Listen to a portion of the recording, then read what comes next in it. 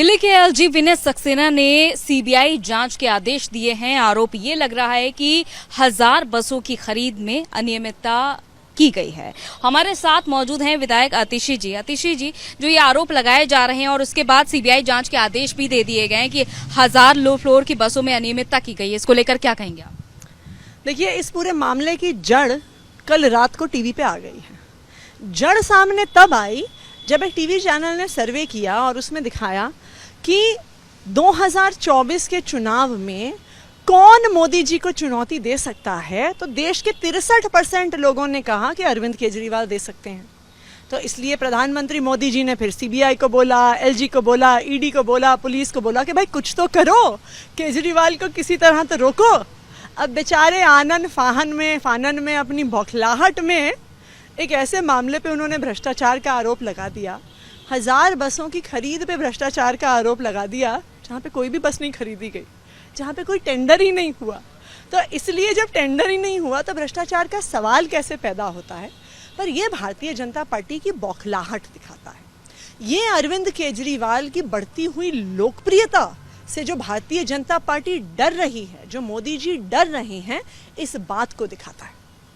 अच्छा, बीजेपी नेता हरीश खुराना ने भी आज ही ट्वीट करके कहा कि पहले हवाला कांड, फिर उसके बाद नई शराब नीति घोटाला, फिर उसके बाद स्कूल कमरों में घोटाला और अब ये नया घोटाला और मंत्रियों की बर्खास्तगी की मांग लगातार बीजेपी की ओर से उठाई जा रही है। क्या कहें? देखिए, बेचारे बीजेपी वाले 7 साल से कोशिश कर रहे हैं कि आम आदमी पार्टी के खिलाफ कोई तो सबूत मिले, 1 पैसे का भ्रष्टाचार तो मिले। 4 क्या, मैं तो आपको 100 केस गिना दूंगी।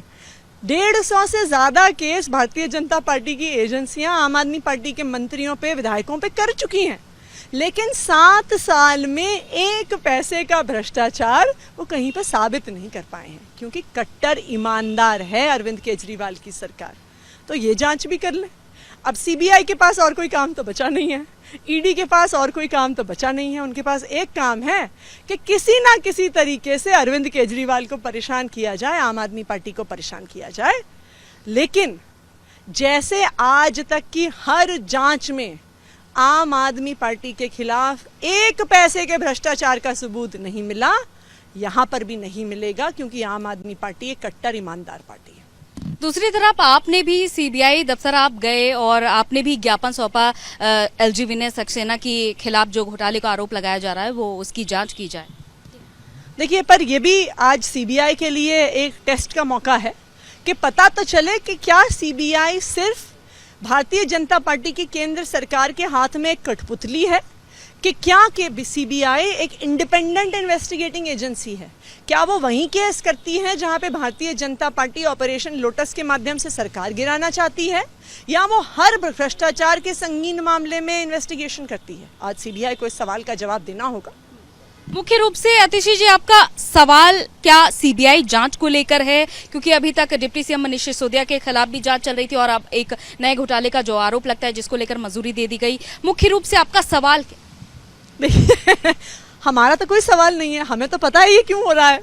हमें पता है कि ये जो सारे भ्रष्टाचार के मनगढ़ंत आरोप हैं वो इसलिए लग रहे हैं क्योंकि भारतीय जनता पार्टी को अरविंद केजरीवाल की बढ़ती हुई लोकप्रियता से डर लग रहा है, और इस डर की वजह से ही वो, चाहे सीबीआई हो, ईडी हो, दिल्ली पुलिस हो, एलजी हो, सबको अरविंद केजरीवाल और उनके मंत्रियों के पीछे लगाने की कोशिश कर रहे हैं। लेकिन जैसा मैंने कहा, हम लोग एक कट्टर ईमानदार पार्टी हैं, 7 साल से लगे हुए, 1 पैसे का भ्रष्टाचार नहीं दिखा पाए, 7 जन्म तक ढूंढते रहे, भारतीय जनता पार्टी को दिल्ली सरकार में 1 पैसे का भ्रष्टाचार नहीं मिलेगा।